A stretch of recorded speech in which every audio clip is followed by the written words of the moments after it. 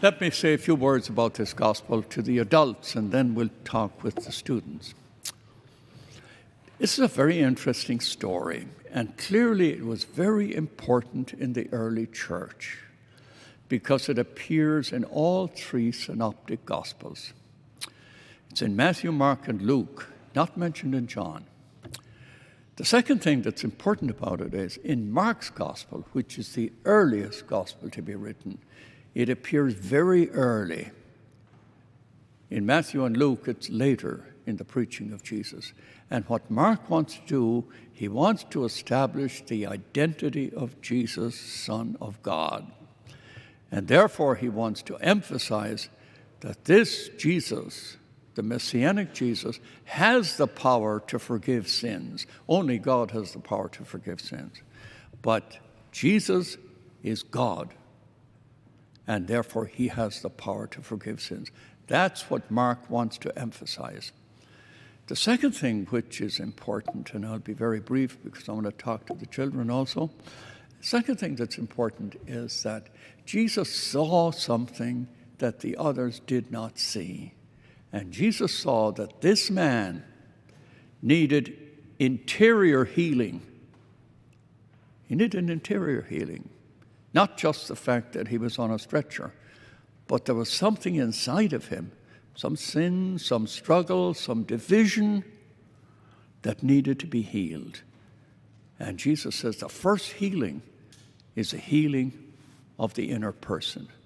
Then he heals him of his infirmity, lying on a stretcher. Now that's important for us because, sin is not breaking a law. Sin is breaking a relationship or wounding a relationship. Sin is division. Sin is racism. Sin is dividing people. Sin is excluding people.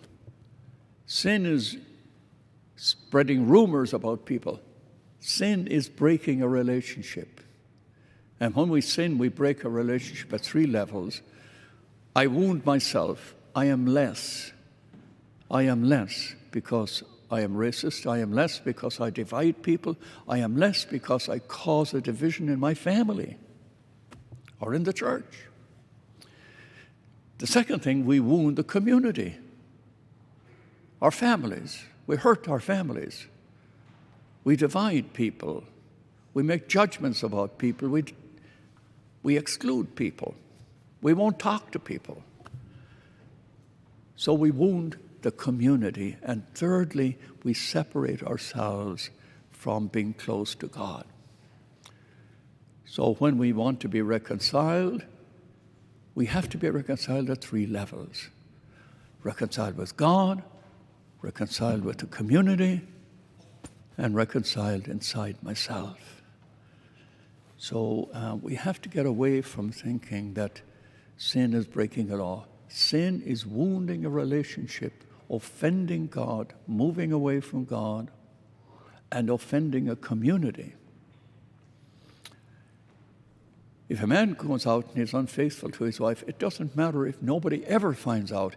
He has wounded himself. He has wounded his relationship. And he has separated himself from God. See, that's what we have to understand. That's why Jesus saw in this man, he was carrying an interior wound that nobody knew except the man himself. And to keep that in mind. Now, a few words to the children, okay?